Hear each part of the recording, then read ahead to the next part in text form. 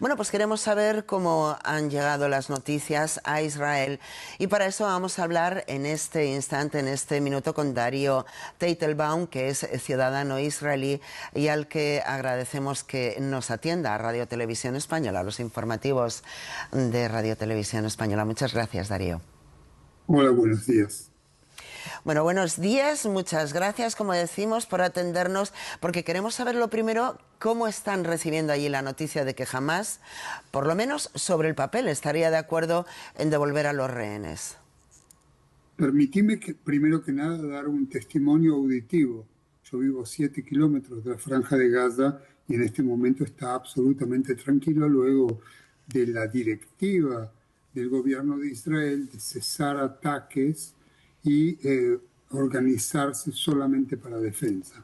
Quiere decir que ya en este momento podemos ver un resultado positivo de este acuerdo que tiene muchos elementos de acuerdo o de propuesta de acuerdo caprichosa de Trump. Es decir, Trump lo dice porque yo quiero, es decir, con todo el apoyo necesario a esta iniciativa. Yo creo que las noticias desde Israel, estamos el sábado, el gobierno de Israel evita por lo pronto responder oficialmente a la respuesta de Trump, a la respuesta del Hamás. Quiere decir que acá lo que le importa a Israel es menos lo que el Hamás haya dicho o no, sino a lo que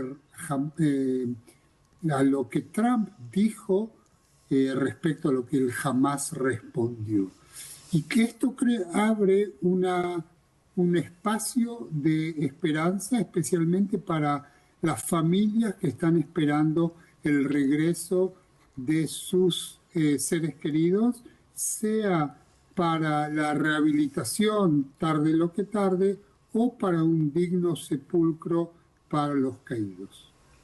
Darío, entonces, ¿cree que la presión de las familias y de la sociedad ha sido clave para traerlos de vuelta o que ha sido entonces Donald Trump el que ha sido clave? Yo creo que ninguna cosa ocurre por un solo motivo. Yo creo que también es muy evidente que Trump tomó el tema como personal, especialmente con el tema de los rehenes israelíes captivos en las manos del Hamás. Ahora, sin ninguna duda, la sociedad israelí se movilizó para la liberación de los rehenes, el cese de esta guerra que no encuentra ya ningún camino y no tiene absolutamente ninguna justificación, y por el otro lado, tratar de ver cuáles son las opciones de futuro. Esto podría ser leído como un revés para el gobierno del propio Netanyahu, pero esto lo sabremos solamente mañana cuando comiencen las reacciones de la oposición a Netanyahu dentro de su propio gobierno, quiere decir las alas derechistas y mesiánicas que están dispuestos a todo precio a continuar la guerra.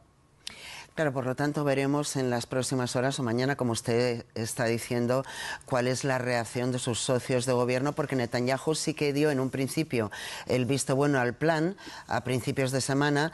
Luego, al conocer la respuesta de Hamás, no se ha pronunciado el gobierno, pero sin embargo sí que está habiendo movimientos en el ejército, ¿no?, para implementar el plan. Sí, el tema de que el ejército recibió órdenes para cesar toda incursión ofensiva queda absolutamente claro. Respecto a Netanyahu, Netanyahu es el rey del sí, pero de la misma manera que el Hamás. La respuesta del Hamás es como ustedes dijeron sí, pero. Vamos a ver cuáles son los peros y vamos a ver cuán rápidamente se podría implementar el comienzo de este acuerdo, de este programa de caminos, y yo lo veo como una persona del campo de la paz en Israel. No puedo verlo solamente desde este momento concreto, sino cuáles son las perspectivas de futuro. Y si hay una cosa que me da esperanza, es el ingreso de la Autoridad Nacional Palestina, legítimo soberano de los palestinos, en el asunto como parte del propio gobierno en Gaza sin Hamás. Señor Teitelbaum, estamos a la espera de lo que diga mañana los miembros del gobierno de Netanyahu sobre este plan, que se pronuncien, como decía usted, pero vamos a hablar de Netanyahu. ¿Cómo cree que puede influir este acuerdo en él? Porque, recordamos, sus socios más radicales no lo apoyan, ellos, decía usted, quieren seguir con la guerra y además el primer ministro enfrenta juicios por presunta corrupción. Bueno, la situación esta que nosotros es una anomalía total. Es decir, no solamente Netanyahu, sino gran parte de sus ministros están enjuiciados por diferentes casos, todos o en su gran mayoría relacionados con la corrupción. Netanyahu tiene la idea de eternizarse en el gobierno de Israel, llegando casi al nivel de un rey.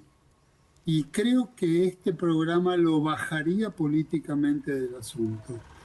Puede ser que el resultado directo de la implementación de un acuerdo, no del acuerdo mismo, sino de su implementación, podría también llevar a elecciones anticipadas, de tal manera que Netanyahu tenga que luchar nuevamente por su rol de primer ministro, y acá lo agrego como una opinión personal, esperando fuertemente que fracase. Nosotros necesitamos un plan de reconstrucción de Israel que no es solamente física, sino que es ético-moral, y esto no puede ocurrir bajo un gobierno de Netanyahu y sus secuaces. Y una pregunta, si Netanyahu no estuviera en el poder, ¿eso cambiaría la situación en Gaza? Si esto le pasa factura y deja de ser primer ministro y no se eterniza, como dice usted, que es lo que quiere. Yo creo que sí, yo creo que Netanyahu demostró a lo largo de estos 2 cruentos años, que comenzaron con la masacre del Hamás el 7 de octubre del 2023 y se transformaron en una tragedia para todos nosotros, por supuesto incluyendo a los palestinos en la Franja de Gaza. Netanyahu mostró constantemente que su principal preocupación es cómo mantenerse en el poder por medio de acuerdos espurios y por medio de acciones poco claras de manejo personal, como por ejemplo dejar de atestiguar en su causa, que está avanzada, por malversación de fondos públicos y por falta de confianza en su gestión. Quiere decir que Netanyahu puede ser, ojalá digo yo, que los días de Netanyahu se están acortando.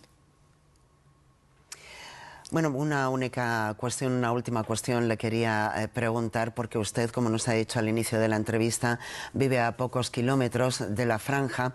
Entonces, es un enclave en el que usted conoce perfectamente lo que está pasando. Nos hablaba de unas posibles elecciones anticipadas, nos hablaba también, bueno, de que con lo que está sucediendo se abre la esperanza, que hay opciones de futuro. Pero ¿qué futuro cree que hay, tanto para los israelíes como para los palestinos?